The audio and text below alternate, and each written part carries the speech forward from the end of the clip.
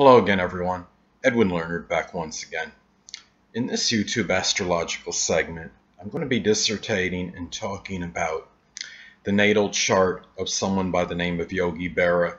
Many of you may know he was a legendary Major League Baseball player. He passed away recently, and he caught the only perfect game in World Series history, thrown by Don Larson. And anyway, I wanted to talk about his natal chart. Now, this is an impromptu natal chart, so it's not going to be as super analytical as a lot of my other charts, but I am going to talk about it. And anyway, here we go. The first thing I want to look at is, okay, his sun, moon, and ascendant. His sun was in Taurus, so having a Taurus sun, basic needs are connected with things of a monetary nature, their values, having financial stability and security, peace and tranquility, accumulating possessions.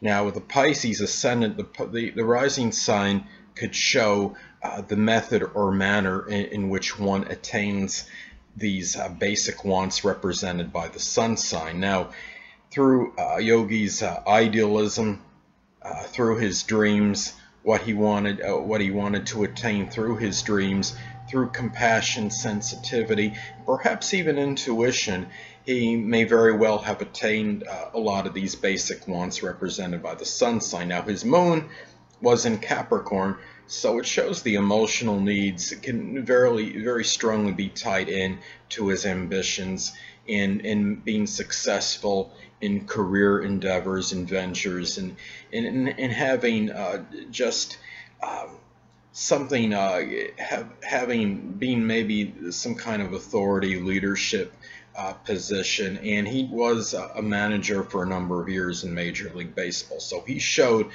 strong ability to do this. He also has a grand fire trine in his chart, which helps further accentuate the leadership prowess and ability. Now, his chart, as far as just looking at it visually, we see as far as the picture aspect of it looks, he has 7 of the 10 planets below the horizon. So that indicates a more introversion nature as opposed to extroversion, more subjective than objective, and likely to be more pessimistic than optimistic. And he also had 9 of his major 12 influences, and I include the 10 planets, the MC, and the ascendant in this, that 9 of the 12 were in introverted or feminine signs, so that further accentuates the introversion. And thing about this too, another thing, I look at his chart and he has 6 planets on the left side of his chart, and he has 4 on the right side, so it's a fairly good balance. Perhaps slightly more about self-motivation, self-reliance, independence, as opposed to perhaps doing things collaborating with others, or in situations where this person feels dependent or wanting to do things with others, or having to be motivated or propelled by others to do things, a little more of an initiator and self-starter. Now he has the majority of the planets are in the first quadrant in his horoscope, which consists of the first, second, and third houses. And this could indicate somewhat egocentric nature, more things about himself in his own life, in his own, I guess you could say, his own sphere, and really thinking about his own, I guess you could say, self-interest. And it's not that, I'm sure he has a lot of selfless qualities, but his main focus, though, based on what I'm seeing in this chart, having 4 of the 10 planets in the first quadrant, is really strongly connected with self-interest more than anything else. But the next thing I want to look at, okay, he has the majority of the major influences are in cardinal signs. So having them in cardinal signs, this is strongly connected with initiative, enterprise, wanting to get things started, sometimes being a little bit impetuous or impatient or impulsive with things, maybe an inclination to start many projects often simultaneously, but may not consummate or finish all of them. And he also had preponderance of major influences in water signs, which can show acute sensitivity, emotionality, perhaps rather intuitive, insightful, and showing a lot of compassion and sensitivity in things. So the final signature, which ascertain the final signature by taking the majority of the, you could say, the quality and the element and having it equate to a certain sign, is in Cancer. Now, the final or chart signature is supposed to give like an overall feel or tone to the natal chart, but at least in my opinion, it doesn't supersede the sun, moon, or ascendant in terms of its impact on the horoscope. And for Yogi Berra, this would show that he could still have a strong Cancerian influence in his chart, which is connected with nurturing, compassion, sensitivity, sympathy, but also can be somewhat temperamental. And I think this can be further accentuated by having Mars in fall by sign and house. He has Mars in the 4th house in the zodiac sign Cancer. So that is something to consider. And as far as his natal chart goes, also he has his chart ruler. He has 2 chart rulers because his rising sign is Pisces. The first one, I look at Neptune, is in the 6th house, so it shows a lot of this Pisces compassion and idealism could very well have gone into his work sphere.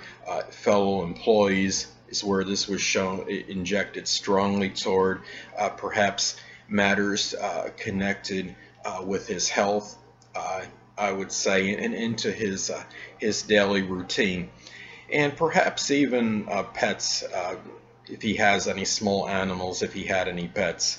Now, we look at this as well, and the other chart ruler, Jupiter, is in the 11th house, so also this Piscean type energy his outer demeanor, personality may have figured prominently in matters connected with the 11th house, such as goals, aspirations, friends, acquaintances, organizations.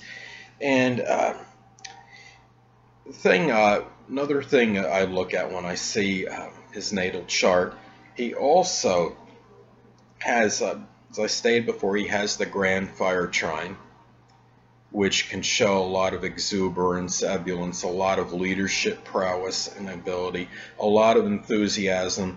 And in it, he has the planet, his Grand Fire Trine consists of the Sagittarius midheaven, Mercury in Aries in the 2nd house, and Neptune in Leo in the 6th house. So Mercury in Aries is actually conjunct the 2nd, so it's really very strong 2nd, 6th, 10th house is where this energy is shown prominently in, and those are the work houses, you could say, in astrology. So this is where a lot of this came out, and I think it showed people that actually saw Yogi Berra and have actually, whether they saw him live or in footage, I think this is you saw a lot of this exuberance come out in his work life. I think it would be very safe to say.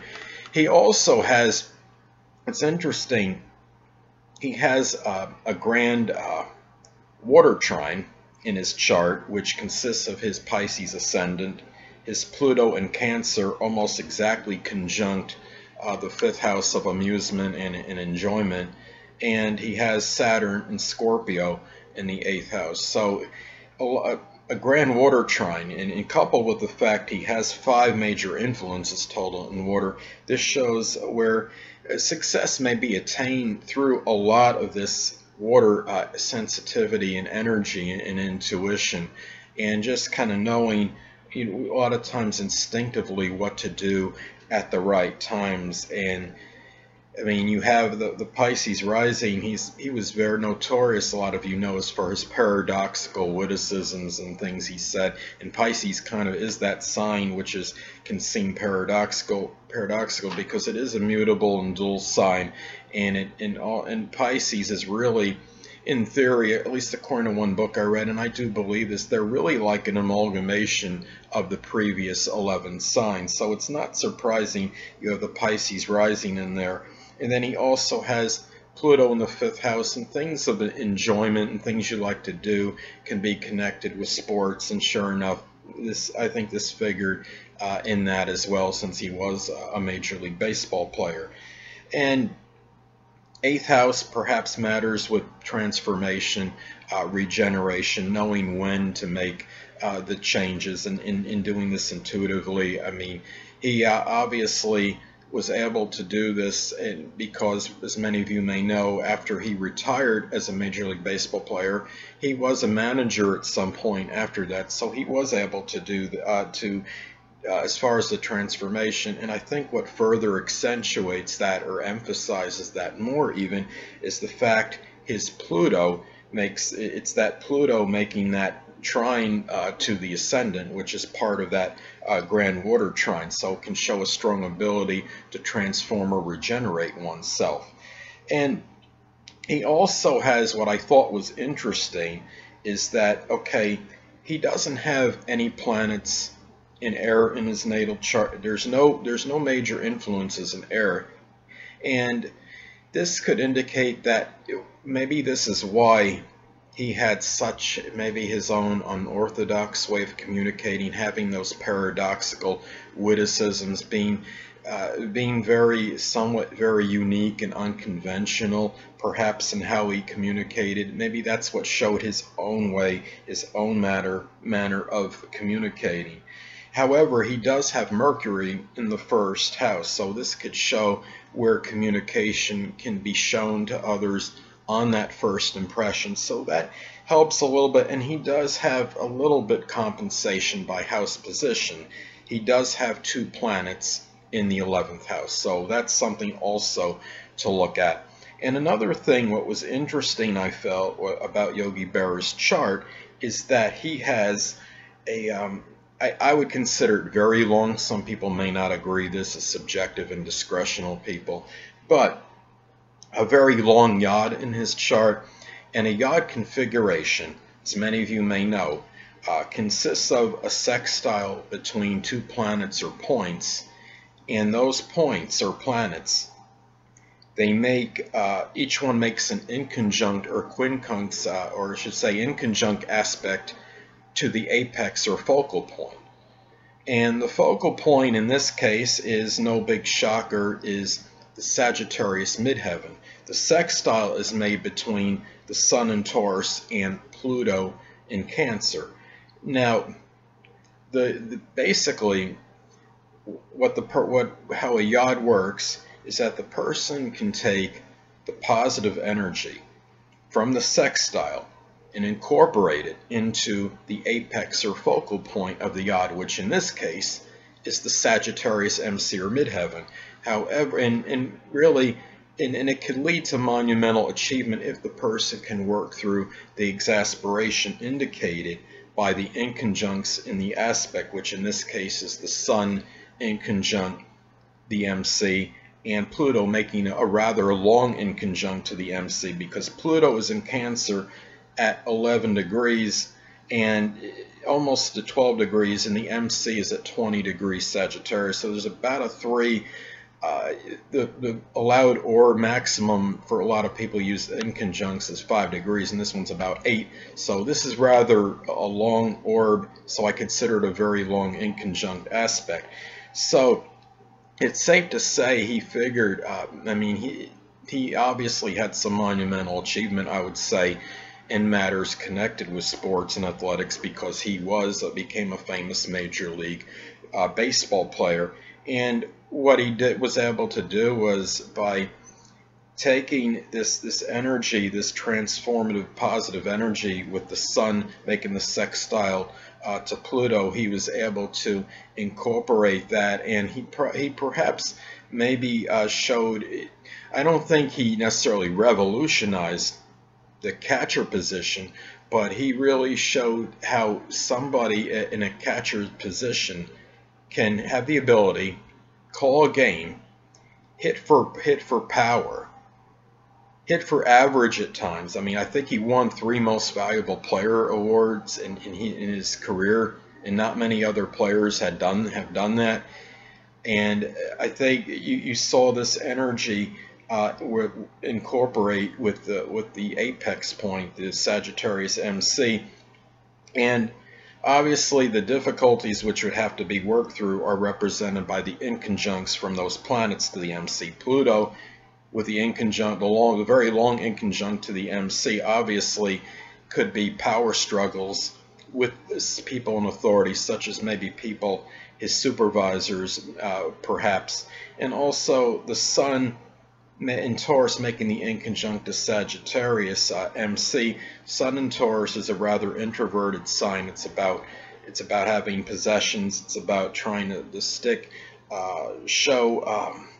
I guess you could say it's about more materialism, but having a Sagittarius MC, as far as being in the public, which is represented like the public image, is more gregarious and extroverted and more about being outdoors. So that's where you had a little bit. It's an adjustment, and it's like, and it can cause some exasperation because you have the conflicting energy. But I think it's safe to say he worked through it because of his prominence that he attained in Major League Baseball. Well, anyway, people, that'll conclude this YouTube astrological segment for the natal chart of Yogi Berra, and stay tuned next time, where I will be continuing my series on the Sun and Ascendant combinations. 2 things I want to get with you on before I head out. Firstly, the stars may impel but do not compel. And secondly, never isolate any single astrological element, aspect, planetary placement, position, configuration, influence, or what have you, and make an analysis of a person, astrologically speaking, based on this alone. Because astrologically speaking, the person is the sum of all their components in their natal chart, and not just one. Until next time, people, stay well.